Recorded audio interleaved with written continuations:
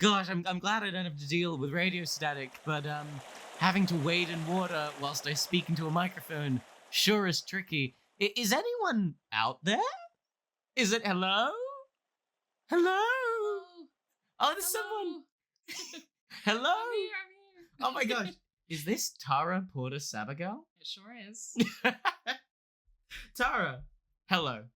Welcome, guests, to Before Extinction, the podcast for artists, by artists, right before the end of the world. Today, we're here with Tarah Porter Sabogal. Tarah, you originally produced music under the name Tarah Gem.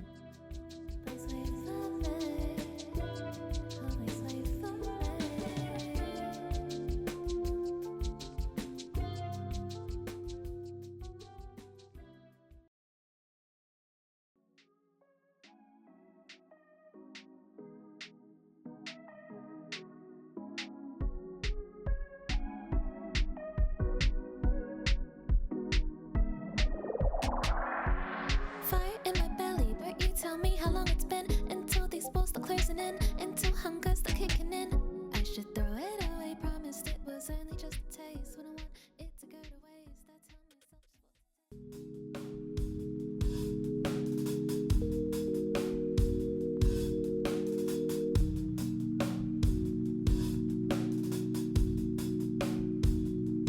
Treasure like a work of art in a constant state of working hard. Everything stays, but nothing.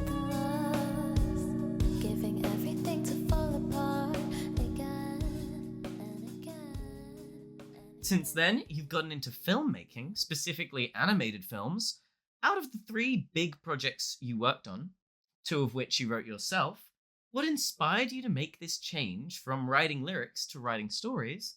And what inspired you to pursue the journey of a creative in the first place? Oh, that's a good question. I've always loved writing in terms of with music specifically. And I've also loved just art and being creative and mixing. How can I mix everything together is what I try to do. And I think it just clicked that I would want to do either one of these 2 things. And so I've found a way to share my visions through visuals as well as audio as well, which has been really fun. Now, I can't remember the last time I went for a swim. Can't remember the last time I went on a boat or went really near any body of water, really. As I'm sure you know, the alliance between us humans and the mermen of the sea was broken just last year, making really any lake, pond, or entire ocean a war zone. What are the top 3 things you are going to miss from the ocean? Personally, I'm going to miss the music, great artists like Beyonce or Paul McCartney, Ed Sheeran, just Finn Bieber, possibly Elfish Presley, and of course Aquafina. Oh yeah, of course. What are you gonna miss most? From oceans and water in general. Yeah, I'm gonna miss a lot. I generally loved all of the fish people.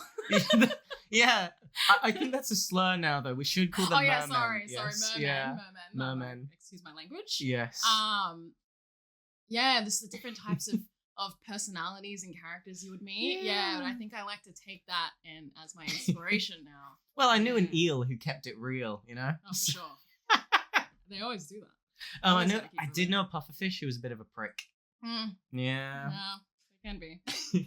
Now, moving on to a more serious question. Your latest songs, You, I Promise, and Work of Art share a common theme. That is being in relationships and the expectations surrounding relationships. Frank Ocean once said, "When you're happy, you enjoy the music. When you're sad, you understand the lyrics." What inspired you to create R&B music, and what inspires your lyrics? I like to play different roles when I make music. So a lot of the time it does take off my own experiences, but then I kind of like to exaggerate or twist it in a way where I'm it's a different character. So Hmm. I think that maybe comes from like me writing and making my own Yes. characters. So you're as taking well. on like roles. Yeah. Interesting.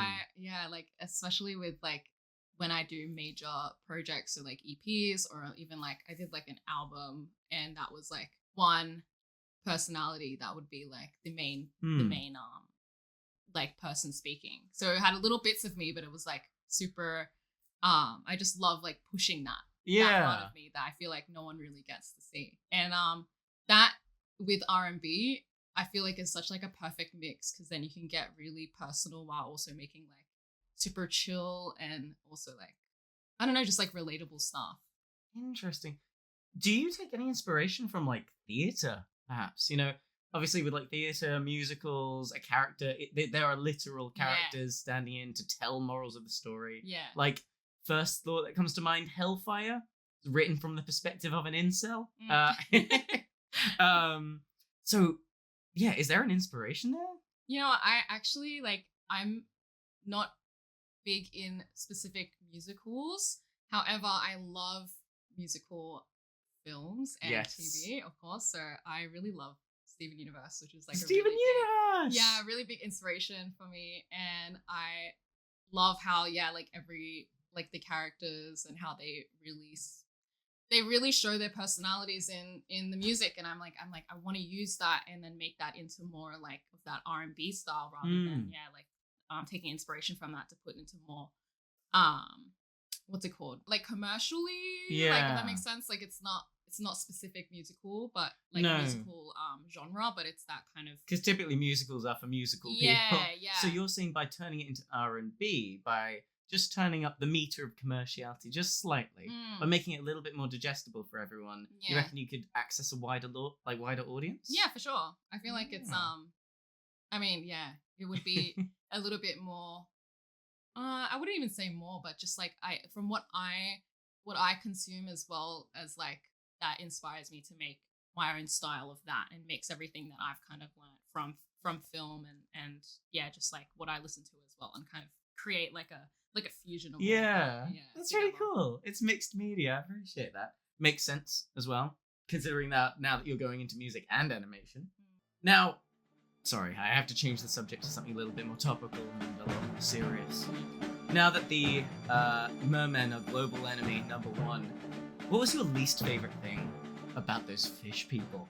All right, I'll say I had some good friends that were mermen. I will miss my good beach ball buddy. His name was Dolphinly. He had some good jokes, and whenever we spotted each other in public, he'd wave. But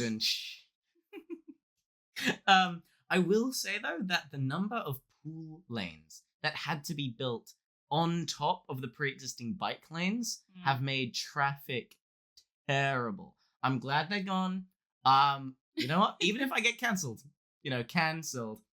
I'll say it. Those guys were annoying. What will you miss least about the mer people? Look, with you saying that, how they had kind of a ways for them to integrate into society. with our kind of like more drier vibe. Like when Starbucks added that tuna flavor. Stuff like that. Even like I would walk on the sidewalk, and here I am just chilling, like fresh clothes, I've just washed my hair, and here I am splashed in the face. Yes. Every time. Speeding Marlins. Oh my gosh. You know what I won't miss? You know when you're driving in traffic, and then there's a siren. Like she's just there. She's standing at a traffic light. Maybe she wants like a bit of a laugh, so she starts, doing her music. Obviously, you get enchanted. Your passenger is saying, "Joseph, no, close your ears." And then you say back, "She's the love of my life," and you swerve in a 5-lane. That was annoying. Yeah, I had to put a lot of 1-star reviews on my Ubers for that. Lots of 1-stars. They were especially. Like, you'd think at some point Uber would give out free earplugs, but they never did. No. They never did. It's very inconsiderate. Now, we made a film together. Dust Bunnies vs. Shell Bombs. You did some amazing work there.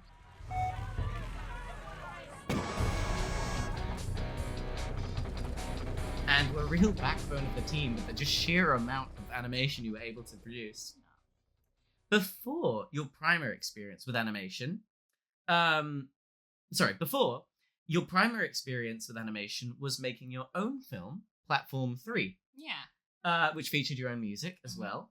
And after Dust Bunnies, you went on to direct another film, Double Sided, featuring some mermen. Yeah. Now, all three took place within your time at university. In terms of learning animation as a craft, what were the main lessons you took away from these 3 projects? I have to be honest, like the main thing is like teamwork. I always like, even now, like I just love sitting at my desk and just being by myself. I would just let me just do the work. All right, it's okay. So- you sit down. It's all right. I don't need to talk to anyone. I can do this all by myself. But I feel like being made to make bigger projects and get all these other creatives on board, that's like helped me open up, as well as like just be more like team orientated and see how like everyone's efforts can really help your progress as well, which has been it's been incredible to learn. So was that the story with Platform 3? It was mostly just, you bunkered down and you, by the sounds of it, you love seeing projects come together. You like seeing the end product, well, this, penultimate product where you're starting to splice the audio in with the visuals. Yeah. So Platform 3, it was a tale of bunkering down and just getting through the project. Oh yeah, for sure. Were there any like main takeaways from working alone? Was it your first time animating? It wasn't my first time animating, but it was, I have to be honest, in a very long time. Yeah. So you were rusty. Yeah, for sure. I mean, I had some like of the idea of how to do it. It was just like, how do you do it good? I think that's what I learned along the way too. But that first project, just doing it on my own, it was hard to keep myself accountable, as well as when I came up, I literally the first week had this full animatic ready. I'm like, this is it. Like, you just tell me it's good to go and I'll start. But then it wasn't until when I showed people that they had input and it was like, we should change this and that. And I was kind of like hesitant because I'm like, oh, this is like my thing. Well, it makes sense to me. Yeah.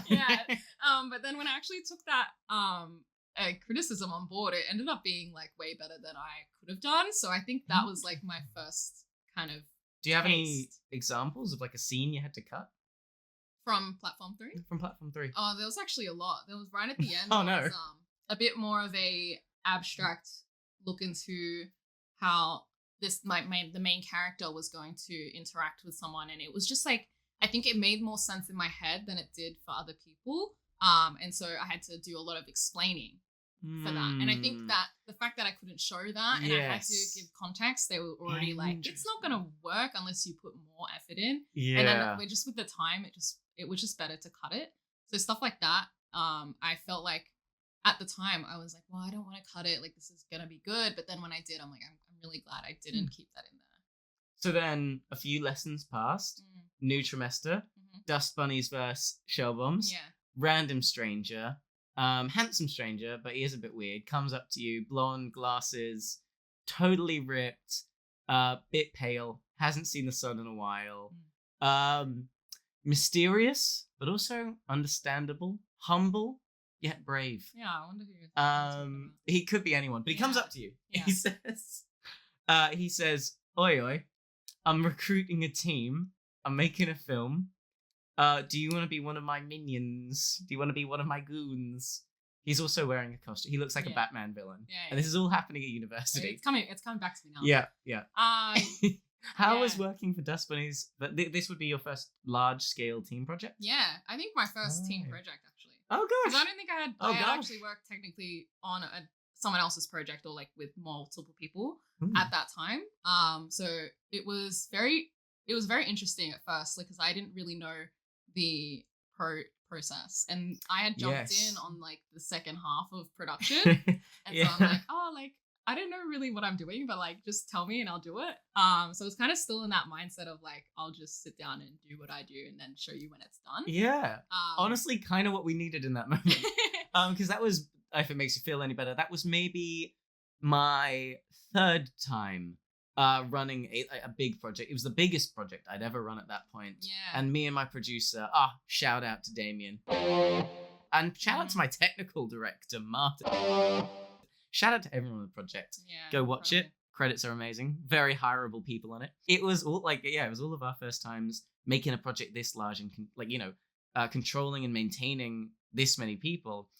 At the second stage of the project, because it was split across 2 trimesters, we had all of our planning and creative stuff done. We just needed a superhero to come along to just make a bunch of stuff. Yeah. Just to animate. So that was perfect. And you got a good, maybe out of all the scenes, a good quarter of those would be yours. Yeah, there was a few in there. It was really good to work on that, and I really got to finesse the technical side of it. In terms of cleanup mainly was something that I needed to work on for sure, and my mentor definitely helped me out with that. So it was really good to get that experience, and then I think the next try I was into. That's when I started my project. So yes. So moving on, double-sided.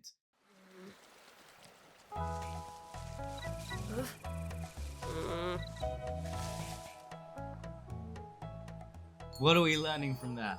A lot. Would you say it is? And, yeah. Because how many people did you have in your team? I had over 20 at some Over point. 20, yeah. We had 25-ish, 30 maybe.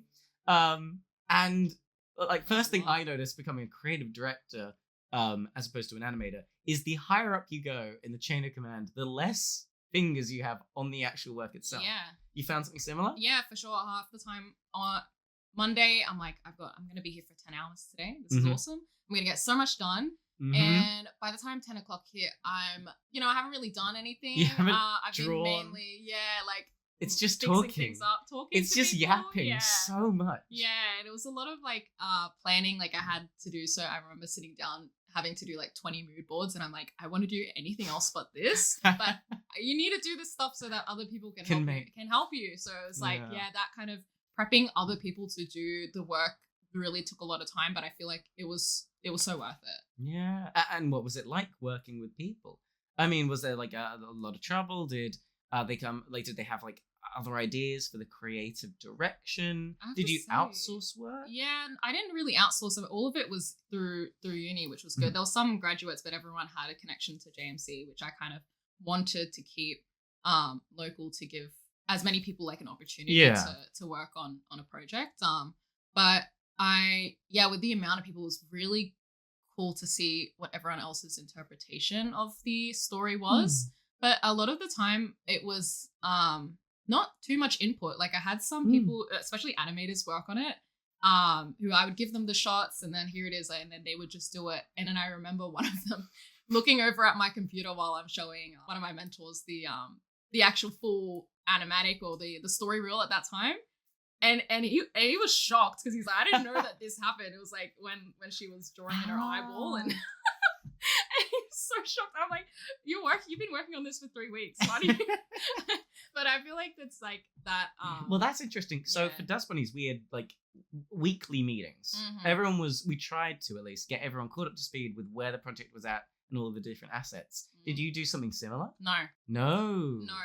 It was so hard to get everyone in at the same time. Yes. Okay. Yeah. So it was more of a one-on-one with everyone. All the time. Yeah. So that was still weekly to some extent, whether it was on in person. But we had a lot of mini meetings because it was just seemed a little bit more easier to get everyone's questions across, as well as really sitting down and teaching if they needed to as well. Yeah. If they needed to learn some things. And some people didn't need a meeting every week. They were just here, I'm just doing this still. I said, no worries. That was it. So I found that was pretty good for us, just so it wasn't too overwhelming, especially for people who were just doing 1 or 2 shots, or they're a minor role. So they could just do what they needed to do and send it over, and we'll give them a thumbs up, or or kick them out. Now, with Double-Sided, as opposed to Platform 3 had a bit of a simple story. It was a girl, she's trying to get public transport, she starts listening to her music, and then she misses her train, doesn't she? She misses the train once, and then the second train, she can't fit in because it's too many people. and then she finally gets on it. The most emptiest train ever. But it was yeah, that kind of, I feel like, because that was I had already been going to uni for like 3 months, and that was the first time going on the train like almost daily. So it was So like it was really inspired from real life. Yes, it was. It was like I'm so sick of this this train system. Like I just want to go home. And yeah, I think that's like where that came from. And with these types of assignments, simplicity really is everything. I mean, when we were designing, when I was writing up Dust Bunnies vs. Shell Bombs, straight up just ripped off the story of the tale of the rabbit, of the turtle and the hare. Yeah. I gave it a little bit of a twist, and we added some lore later. But obviously, we're not trying to make a TV show here. We're trying to fulfill an assignment. It has to look good. It needs a heart and a story to have. And we did have to, re-sketch it, add a bit of drama. I think we kind of added a race war to give it a little bit of drama. But all of that stuff does come together to create a sort of heart to the film. Our heart was a Romeo and Juliet type situation. But it was so simple just so we could get right into the animation with double-sided. Now that is a slightly more complex story. Yeah. Do you want to explain it to the audience? Yeah. I mean, I definitely... Comparing it now to Platform 3, I'm like, yeah, it really was complex. Maybe that's where a lot of the issues came from with the writing, because I did have issues with, like I said before, that I had to do a lot of explaining. Yes. But I think because then, again, we took parts out, and there was some stuff that I did want to add to give that extra context, but I feel like in the end it worked. The story basically has, I try as so hard to simplify it as much as possible, but it's like more of a story of identity. Gotcha.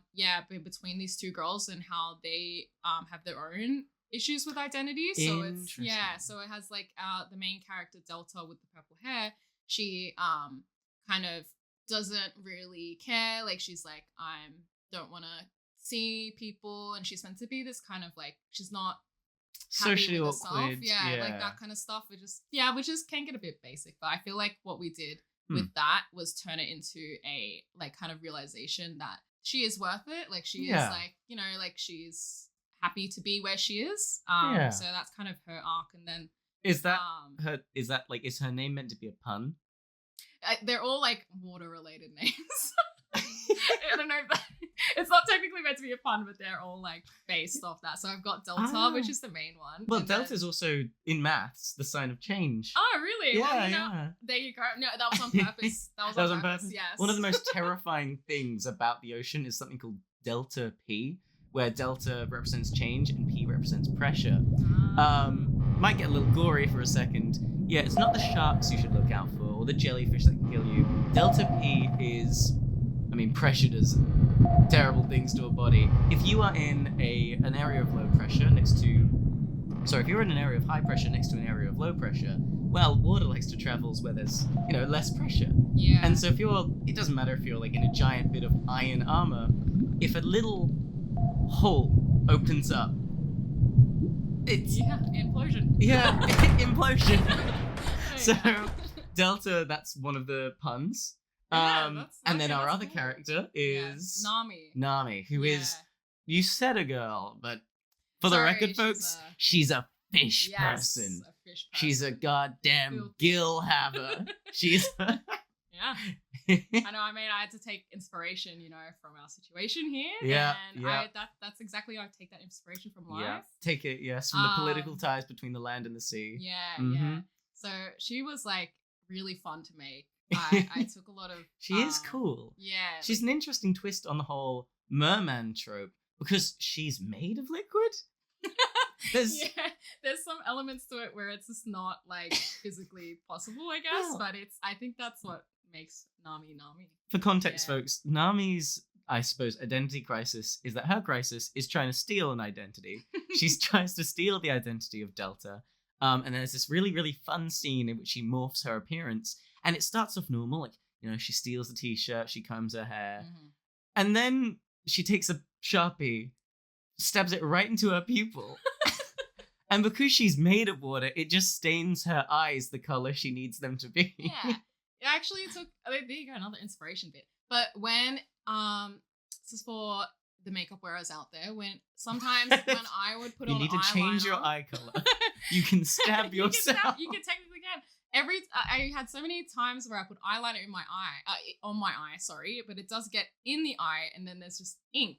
Oh. That just kind of floats around in there. So that technically was from like, it can happen. It can happen to humans and mermen. Wow. Yeah. And you say she was a fun character. I'm assuming that's one of the reasons. But why else was Nami such a fun character to write and animate? She was just like crazy, I guess. Like I had so many.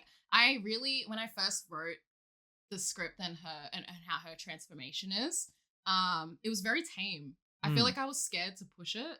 But with like some advice from my mentors and my friends, it was like, just go as hard as you can with this character, and if it's too much, pull it back. But every time someone would watch it and they get that reaction, like, oh, whatever, it's like, oh, like they just start laughing because it's just like so weird and random. I get a kick from that. I'm like, yes, you know what, I like this. Well, that's interesting what you say, because with Platform 3, apparently you say you had like a surreal scene towards the end, and people didn't really quite get it. But I found this in my own writing. Whenever I try to write like a bit of horror or something supernatural, it's so much easier to make a single creature weird and surreal than it is a time and a place and a dream sequence. Yeah. Like if I was to say if I was to write a story where a character starts off working as a pizza boy and then he goes on this hyperdelic journey with technical, that starts to lose us. But if I say, oh, he's a pizza boy, and then he finds this weird glowing six-eyed creature, that's a thing we can imagine. That's a thing we can, like, the guy can hold and can, pet, hurt, whatever. And so that's interesting that with Platform 3, they told you to, cut it back. But with this creature, with this merman, they said, go for it. Yeah. Go as weird as you can. We've seen Ariel. Yeah. We've seen Ariel 2. Oh, yes. And that's Barbie Mermaid Edition. Yeah. But give us something new. Yes. Interesting. Wow. Okay. Well, if you were a mermaid, how would you spend your time? Would you lure sailors to their death? Would you transform from seal to selkie, have your hide stolen, and then be bound to a man forever? Would you sit at the bottom of a lake and hand out enchanted swords to future queens and kings of England? Would you trick young, unsuspecting mermaids into selling their voices? Like, possibilities are endless. Although I do feel those are the big 4 career paths for your average merman. Yeah. You know what? That's true. But I feel like I would really enjoy just like, I don't know, just like fucking with like sailors and just trolling them, like get away, or you're gonna be It does seem have fun. A great time. Yeah, unplug a cork in the boat. I'm pretty sure. Yeah, pretty sure like boats little have things corks. that would completely ruin their time, but it would be absolutely funny. Pretty good to mess with. Yeah. God. Would you miss anything from being a human? Legs, maybe. Yeah, like walking around, not being submerged forever. Yeah. Breathing, I guess. Yeah. You can't smoke as a mermaid. Oh. You can't. Yeah, that might be. I mean, there is this fun fact about dolphins that they get high off pufferfish quills. Oh yeah, I've heard of that. So maybe that's how they get by. Yeah. Unless all dolphins are just forever sad they can't get a cigarette. And that's why they do all the terrible things they do. Yeah, that makes sense. I would go crazy. I would do all of those crazy things. I feel like some animals have a sadness in their eyes because they can't smoke cigarettes and they know it. It's not fair. No, it's not fair. Anteaters, I think they're aware. Yeah. And they're sad because of it. Yeah, for sure. I think cats are so cocky because they know they can definitely smoke cigarettes. Oh yeah. I'm not saying viewers should give cats cigarettes. No. It should be something they decide for themselves. Of course. And they have the free will to They do have that. the free will. Yeah. And you should let them. They should. Now, close to graduation, if not graduated, plans for the future. Are we going to commit to filmmaking? Are we going to commit to music? Are we going to go into a completely different path? Or are we thinking of using animation to facilitate our music, similar to Damon Albarn and Gorillaz? You know, he's not an animator, but every now and then he puts out a funny little film. Yeah, I have so many ideas, but for me, I would really want to mix keep going with music and mixing in that animation aspect, like eventually I want to do like a bigger project with that, where it's like either like a full music video, or if it's like animated bits for like an EP or even album. That kind of stuff would be really cool to look into. But I also love I do just love like filmmaking in general. To be able to make another project would be really awesome, or even just like to help someone out with that, and like keep pushing out these like bigger higher quality stuff would be really, really cool to keep going into. But I'm so down with any avenue, to be honest. Yeah. Anything that comes up, I will go into. Sky's the limit. Yeah, for sure. Ocean's also the limit. Yeah. We're stuck on land now forever. I know. Bit of a shame, really. It really is. So then, I suppose, finally, what is your advice for those engaging with the new art form, like music or animation? I mean, what are the top tips for someone starting out? When you took on animation, was there anything you struggled with? Yeah, I think I did struggle with just like reaching out when I felt like there was no when I was stuck with ideas and like really needed that feedback from people. I feel like that's where I didn't that's what I didn't go into when I first started animation, and then that's how I kind of fizzled out of it for a bit. Because there was no drive, there was no like, no motivation, no one else to lift you up. Yeah, so you weren't in the community, I guess. No, I literally So I feel like that having people around you that, or even just reaching out, like even communities, like there's so many now that I've actually like gone and put the effort into finding them online and in person. It's like really good, and it gives you that drive to keep going. And I feel like everyone should be using those resources to their advantages to keep the creativity flowing. Yeah, because I feel like you can just get stumped really easily, and then that kind of like kills everything off for you. So just like, if you're gonna start off, get some people who are into it as well to help you out, and that will like automatically you will be pushed to do better than what you're doing now. Yeah, they'll raise you up. Gotcha. Good energy feeds good energy. That's right. Well, thank you for your time today. I did you. forget to mention that my house has been flooded by the merman. I am currently surrounded by a bunch of jellyfish. Oh. It's gotta be painful. There are no escape routes. Oh. Yes, but it was nice knowing you. Yeah, nice knowing you too. Yeah, and thank you for all of the no, I think I'm dying now. No,